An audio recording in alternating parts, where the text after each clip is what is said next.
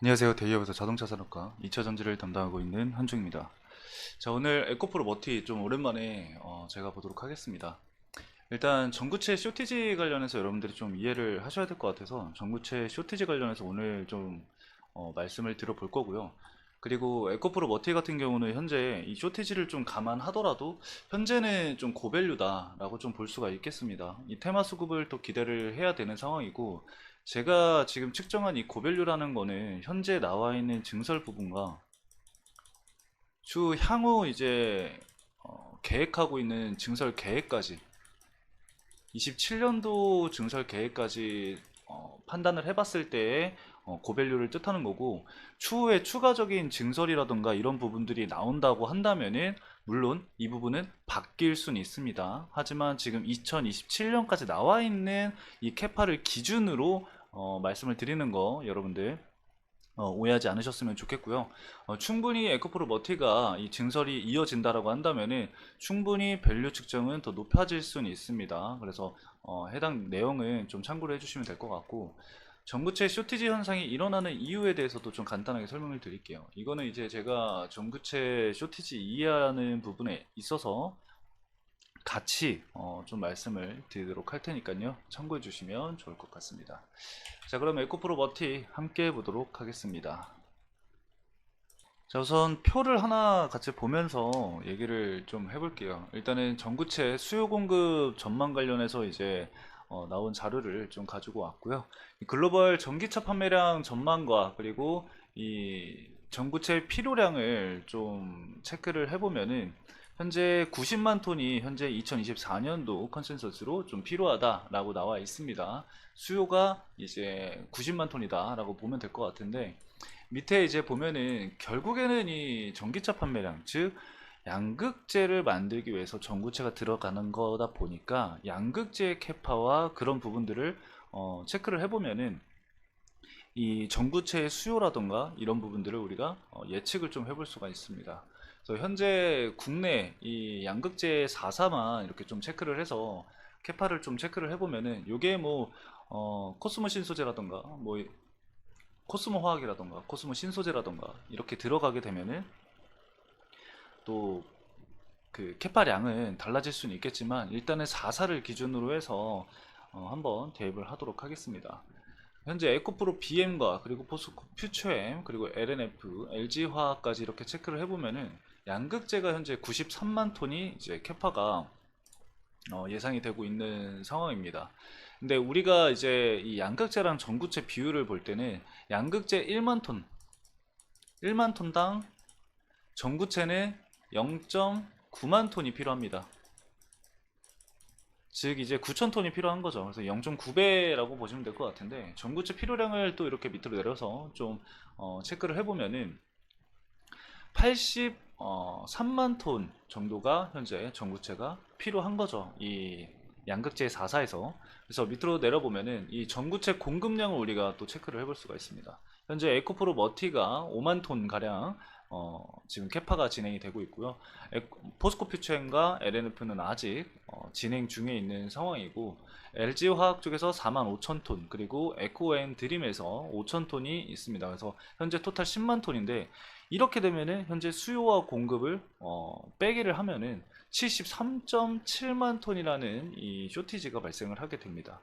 그래서 이 전구체가 굉장히 중요하다라고 이제 얘기가 나오는 부분인데, 그러면은 사실상 이렇게 부족하면 여태까지 이 양극재를 어떻게 만들었냐 이렇게 얘기가 나올 수 있겠지만, 그건 이제 현재까지는 대부분 중국의 이제 양극재가 아니라 전구체를 사용을 해왔습니다. 중국이 이제 글로벌 전구체 전체 생산 능력만 본다고 한다면은 점유율이 90%가 됐었습니다. 그래서 정말 어마어마하게 압도적으로 이제 중국 의존도가 굉장히 컸었는데, 여기서 이제 우리가 그걸 이제 생각을 해봐야 됩니다. 이 전구체 공급 부족 현상이 일어나고 있는 원인. 자, 그러면 우리가 두 가지를 볼 수가 있어요. 자, 첫 번째로는 이 양극재 기업과 이 전구체 기업의 이 캐파 증설이 비슷하게 이렇게 흘러갔어야 되는데, 양극재 회사들의 증설 속도와 그리고 전구체 회사의 증설 속도가 터무니없이 차이가 낮다라는 거죠. 이 스프레드가 이제 나다 보니까 지금 IRA로 인해서 중국 기업의 이 전구체를 사용을 하지 못하게 됐잖아요. 그러다 보니까 우리나라 양극재 기업들이 이제 급급하게 밸류 체인을 형성을 하면서 이 내재화를 준비를 하고 있죠. 뭐 포스코 퓨처엠도 그렇고 뭐 LNF, 뭐 에코프로 머티, LG화학 등등등이 지금 다 내재화를 현재 준비를 하고 있습니다. 그러다 보니까 당연히 이제 이 중국 쪽 거를 계속해서 쓰다가 중국 쪽 거를 25년도부터 사용을 못 하잖아요. 2025년도부터. 그러다 보니까 이제 국내 이제 전구체 생산 업체들 거를 사용을 해야 되는데 지금 캐파가 현저하게 적다라는 거죠. 그래서 앞으로의 이 증설이 이루어짐에 따라서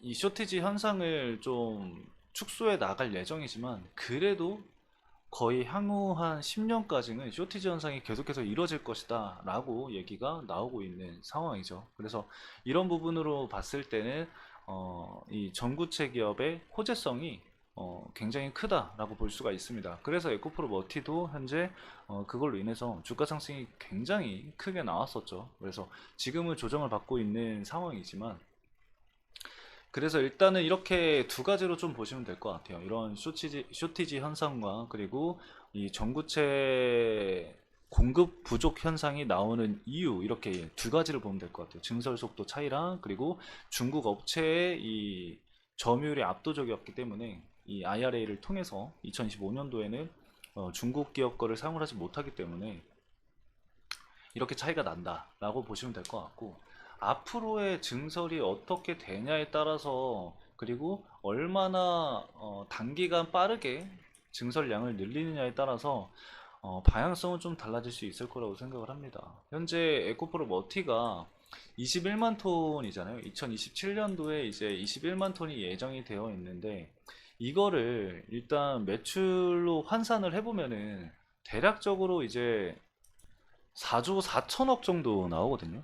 그거를 이제 영업이익이랑 대략적으로 이제 순이익이랑 이제 계산을 해보면은 대충 그 멀티플을 어느 정도 매기냐에 따라서 시가총액을 좀 구할 수가 있거든요.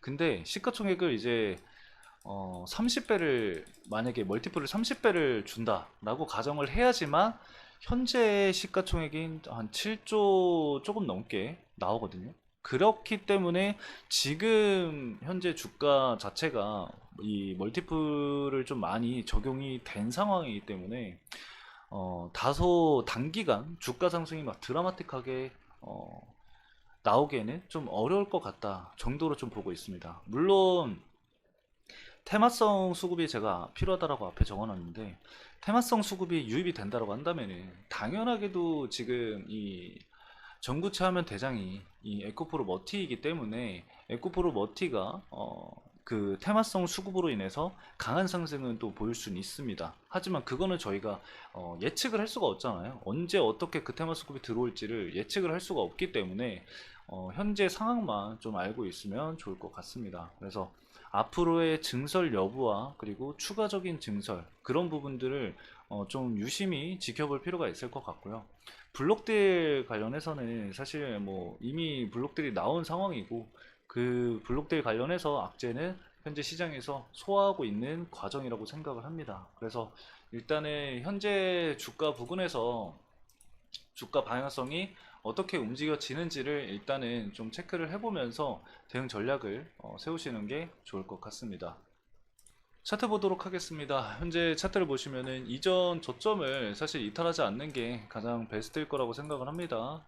추세 전환이 나온 기술적 분석으로 봤을 때 이제 엔벨로프 선을 되돌림하는 구간이었다라고 보면 될 것 같은데 위로 굉장히 큰 매물대가 존재하죠. 구름대도 이렇게 좀 두텁게 존재를 하고 있기 때문에 현재 시점에서 기간 조정을 통해서 구름대를 좀 일부 소화를 하고 거래량을 동반한 주가 상승이 나오는지 그 여부를 좀 지켜볼 필요가 있을 거라고 생각을 합니다. 그래서 밑으로는 이제 이전 저점 이탈 여부를 좀 체크를 해주시면 좋을 것 같고 위로는 바로 직전 직전 고점 돌파 여부를 좀 체크를 해주시면 좋을 것 같습니다. 해당 구간을 돌파를 해야지 지금 이 가격대 박스권 내에서의 매물대가 보이실 거예요. 그렇죠? 이 매물대 위로 타야지만 이 해당 매물대를 지지를 받고 뭐 추가적인 상승 흐름을 보이든 말든 할 거잖아요. 그래서 이 구간 내에서의 물량 수가 굉장히 중요하다 정도로 좀 말씀을 드릴 수가 있을 것 같고, 수급적인 측면은 나쁘진 않습니다. 현재 그 기관 측에서 압도적으로 많은 매수 물량이 유입이 되고 있습니다. 물론 뭐 개인 투자자 쪽에서의 물량도 많지만 이 기관 쪽의 물량도 우리가 계속해서 신경을 좀 쓸 필요가 있을 것 같고요. 최근에 이제 주가 상승이 이루어지고 뭐 떨어지고 이런 과정을 거쳤었던 이 한 달간의 움직임을 봤을 때 생각보다 외국인 자금이 굉장히 많이 들어왔습니다. UBS 증권, 그리고 골드만삭스, 그리고 메릴린치, 모건스탠리, 맥커리 증권, CLSA 쪽 이 창구를 통해서 물량들이 상당히 좀 많이 들어왔습니다. 생각해보니까 한 100만 주가 좀 넘는 물량이 들어왔기 때문에 해당 창구에서 외국인 자금이 이탈이 나오는지 여부를 좀 체크를 해볼 필요가 있을 것 같습니다. UBS 증권이나 골드만삭스 같은 경우는 기존에서부터 계속해서 물량을 매집을 하고 있었던 외국 창구이기 때문에 해당 창구에서 추가적인 매수세가 유입된다라는 것은 좀 긍정적으로 볼 수 있는 부분이라고 생각을 합니다. 물론 메릴린치도 마찬가지고요. 그래서 외국계 증권사 쪽의 창구를 좀 집중적으로 볼 필요가 있겠고, JP모건 서울 쪽에서는 사실 매도 물량이 계속해서 많이 나오고 있는 상황이거든요. 20일 동안 이제 58만 주 이상의 매도 물량이 나왔습니다. 근데 뭐 이전까지만 보더라도 JP모건 쪽에서 매수세가 유입됐었던 부분은 아니기 때문에 이 메이저 수급 이탈 여부라고는 볼 수는 없을 것 같아요. 그래서 일단은 UBS 증권과 골드만삭스 쪽 창구를 좀 유심히 살피면서 흐름을 지켜볼 필요가 있을 것 같습니다. 그래서 향후에 이제 증설 계획이라던가 이런 부분들이 좀 변동성이 있다라고 한다면은 그걸 가지고 한 번 더 여러분들에게 말씀을 들어볼 거니까요. 참고를 좀 해주시면 좋을 것 같습니다. 자, 해당 영상 여기까지 말씀을 드리면서 마치도록 하겠습니다. 오늘 영상도 시청해주신 여러분들 감사합니다.